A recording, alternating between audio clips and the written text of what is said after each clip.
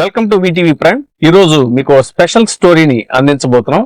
ఇలాంటి interesting stories మీరు ఎప్పటికప్పుడు ఫాలో అవ్వాలంటే విటీవీని సబ్స్క్రైబ్ చేసుకోండి, లైక్ చేయండి, షేర్ చేయండి. ఇప్పుడు ఈ ఆసక్తికరమైనటువంటి అంశంలో చాలా ప్రశ్నలు ఉన్నాయి. ఇవన్నీ వాటిని మనకి వివరంగా తెలియజేయడానికి మనతో ఉన్నారు మాజీ ఆర్టీఐ కమిషనర్, సీనియర్ సంపాదకులు, రాజ్యాంగ న్యాయశాస్త్ర పట్టభద్రులు శ్రీ విజయబాబు గారు. సార్, ఇప్పుడు ఆంధ్రప్రదేశ్ కూటమిలో రగులుకునే రాక్షసి బొగ్గు, బొగులుకునే బొక్క గుండ అన్నట్టుగా ఉంది సార్.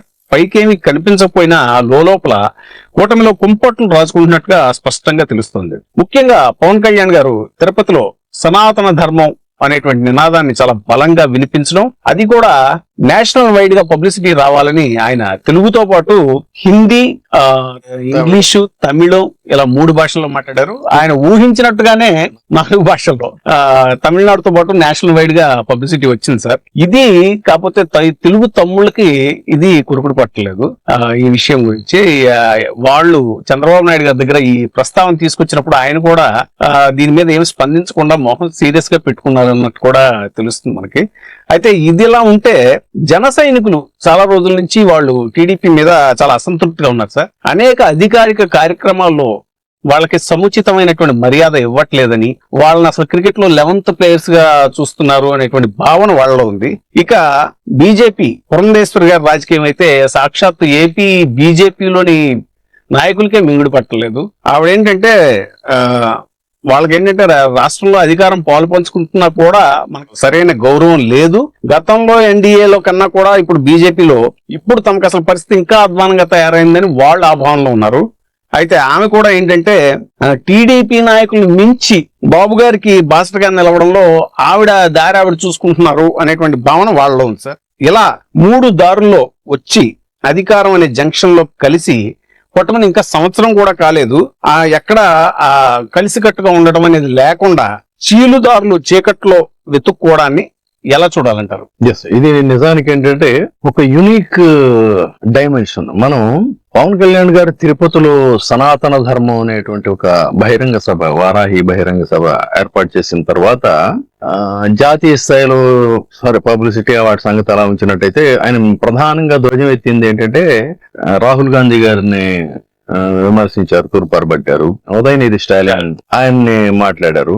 అదే అలా ఉంటే ఇక్కడ సరే జగన్మోహన్ రెడ్డి గారిని మాట్లాడటం సరే.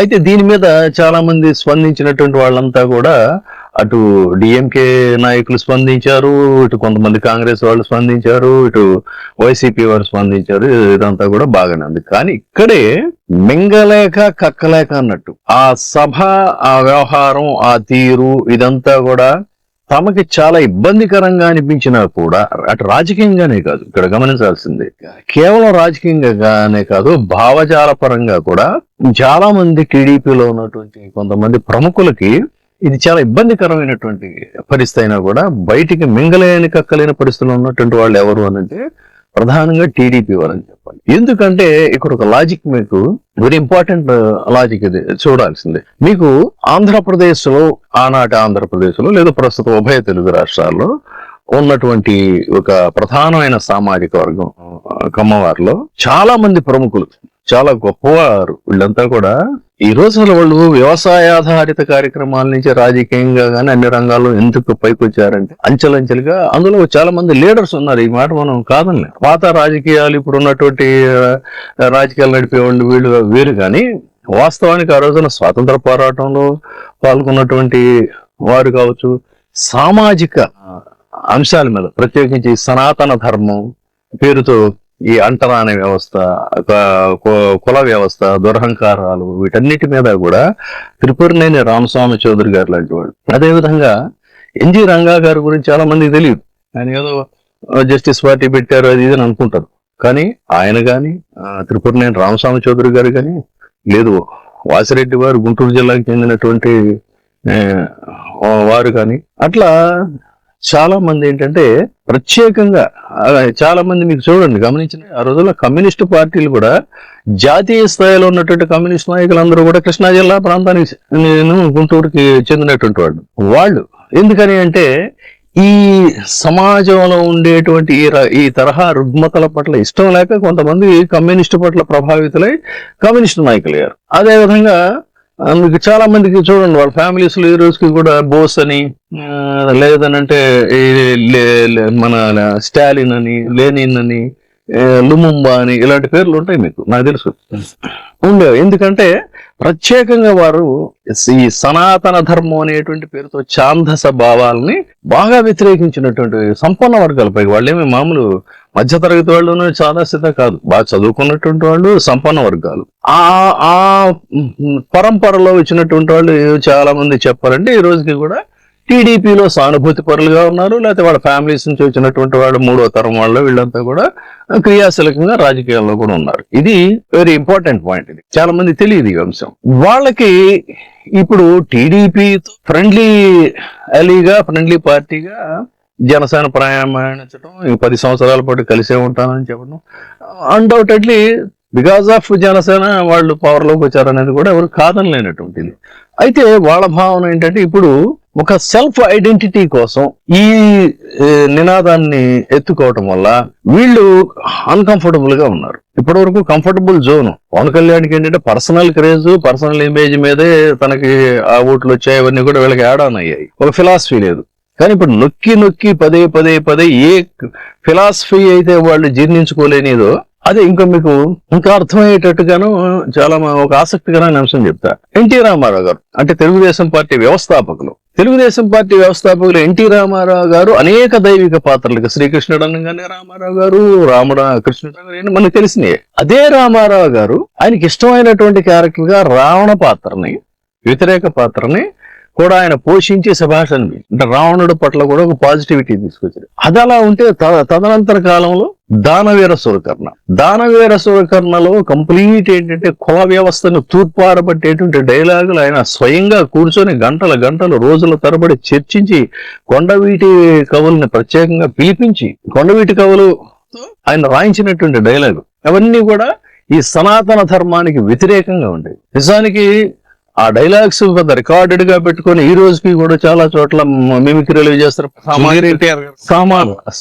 సామాజిక చైతన్యం ఉన్నటువంటి వాళ్ళంతా అద్భుతంగా అంటే అంత పదునుతో రాశారు ఆ డైలాగులు. ఆయన కూడా అంత స్ఫూర్తితో చెప్పారు. ఇవన్నీ కూడా సనాతన ధర్మానికి పూర్తిగా తూర్పారబట్టేటువంటి డైలాగ్స్ ఇవన్నీ. అంటే రామారావు గారి ఫిలాసఫీ కూడా దేవుడి పట్ల నమ్మకం వేరు, ఈ కుల వ్యవస్థని, అంటరాని వ్యవస్థని, ఇలాంటి కొన్ని ఛాందస భావాలు అందులో వీళ్ళునుకున్న తర్వాత ఇదైంది. నిజానికి దాని కాన్సెప్ట్ వేరు, అది వ్యతిరేకించేటువంటి పరిస్థితి వచ్చింది. అటువంటి ఆ భావజాలం ఉన్నటువంటి వాళ్ళు ఈ రోజున టీడీపీలో చాలా మంది పుష్కలంగా ఉన్నారు. వాళ్ళకి ఈ ధోరణి, అది కాకుండా ఏంటంటే ఇక్కడ ఆంధ్రప్రదేశ్ నుంచి హిందుత్వ ఎజెండాని కనుక నెత్తికెత్తుకున్నట్టయితే తమ ఎగ్జిస్టెన్స్ ఏంటి భవిష్యత్తులో, ఇది కేంద్రంలో నరేంద్ర మోడీ గారు, అమిత్ షా గారు డైరెక్ట్ గా ఆడిస్తున్నటువంటి నాటకమా అనేటువంటిది టీడీపీలో ఒక పెద్ద అంతర్మోదనం మొదలైంది. దీన్ని ఎవరో మాట్లాడలే. ఎంతసేపు జగన్మోహన్ రెడ్డి గారు, లేకపోతే మన పవన్ కళ్యాణ్, చంద్రబాబు నాయుడు గారు, ఇట్లా ముగ్గురు చుట్టూనే తిరుగుతుంది సెనేరియో కాదు ఇది. టీడీపీలో ఒక తీవ్రమైనటువంటి అసంతృప్తి మొదలైంది.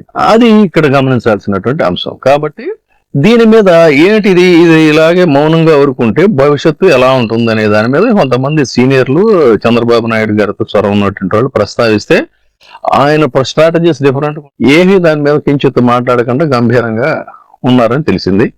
ఆయన అయితే అందులో మళ్ళీ కొంతమంది చెప్పేటువంటి వ్యాఖ్యానాలు ఏంటంటే చాలా ఇంపార్టెన్స్ ఇస్తున్నట్టుగానే పవన్ కళ్యాణ్కి ఇంపార్టెన్స్ ఇస్తున్నట్టుగానే ఆయన్ని తొక్కివేసేటువంటి సందర్భాలు చాలా ఉన్నాయి, చాలా జరిగాయి. వాటి మీద ఇప్పుడు చంద్రబాబు నాయుడు గారు ఎలా అయితే బయటపడలేకపోతున్నాడో, ఇంటర్న్ పవన్ కళ్యాణ్ గారు కూడా అదే రకంగా బయటపడలేనటువంటి పరిస్థితుల్లో మౌనంగా వీటన్నిటినీ చేస్తానే సరైన సమయంలో దీన్ని ఎత్తుకోవటం అనేది జరిగింది అనేది ఇక్కడ ప్రధానమైనటువంటి ఇక్కడ గమనించాలి. ఇదేదో గాలి పోగేసి మనం మాట్లాడుతుంది కాదు, దీన్ని చాలా నిశ్చితంగా అనేక అంశాల ప్రాతిపదికగా అనలైజ్ చేసి మనం తెలిసినటువంటి అంశాల ప్రాతిపదికగా మాట్లాడుతున్నాం.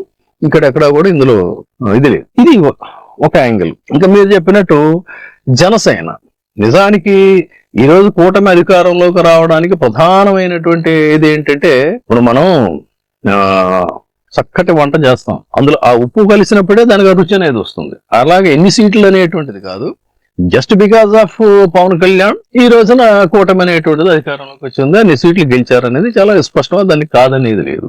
అయితే ఇది మరి ఈక్వల్ గా మేము కూడా ఈ కూటమిలో భాగస్వాములు, మాకు దక్కాల్సినటువంటిది మాకు దక్కట్లేదు, మాకు రావాల్సినటువంటిది మాకు రావడం లేదు, మమ్మల్ని 6th ఫింగర్ కిందో 11th ప్లేయర్ కిందో చూస్తున్నారు అనేటువంటి ఒక భావన చాలా చోట్ల జన సైనికుల్లో నిబిడీకృతమై ఉంది. కొన్ని చోట్ల తిరుగుబాట్లు చేశారు, కొన్ని చోట్ల తన్నుకుంటున్నటువంటి పరిస్థితి, బాహాటంగానే విమర్శిస్తున్నటువంటి పరిస్థితి, ఇది పిఠాపురంతో సహా ఇది ఇక్కడ కొంతకాలంగా జరుగుతున్నటువంటి వ్యవహారం.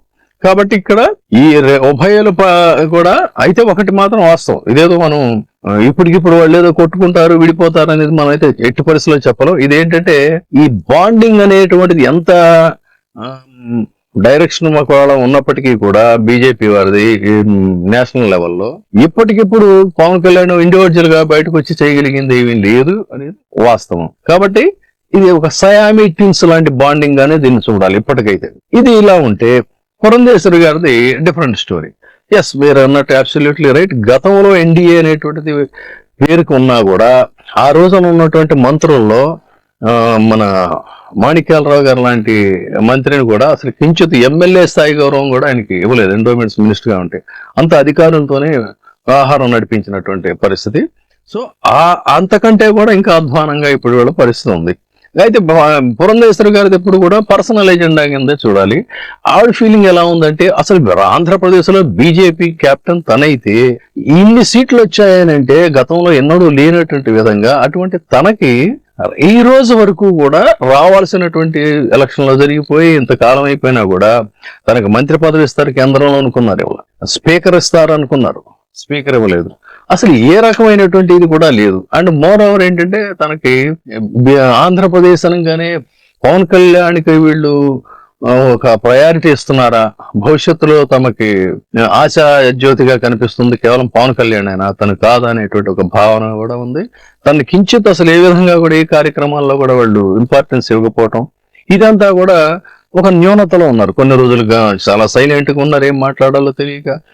తర్వాత పార్టీ యాక్టివిటీస్ లో పట్టించుకో, టీడీపీ వాళ్ళు జనసేనకే కాదు బీజేపీ వారిని కూడా పట్టించుకునే స్థితిలో ఉంటే ఇదేమిటని అడిగేటువంటి ప్రశ్న లేదు. ఎంతో మంది కంప్లైంట్స్ ఇచ్చినా కూడా దాని మీద కూడా స్పందన లేదు. అయితే మొన్న జరిగినటువంటి స్టేట్మెంట్ సాక్షాత్ సుప్రీం కోర్టునే ప్రశ్నించిన తీరు, ముఖ్యమంత్రి గారు రాజ్యాంగబద్ధ పదవులు ఉన్నారు, ఆయన్నేమి అంటానికి వీల్లేదు అన్నట్టుగా అంత అవుట్ ఆఫ్ ది వేళ్ళు మాట్లాడినది ఏంటంటే, కనీసం కేంద్ర స్థాయిలో తనకి ఏ రకమైన పనులు జరిగే ఇది లేదు, తన పట్టించుకోవటం లేదు.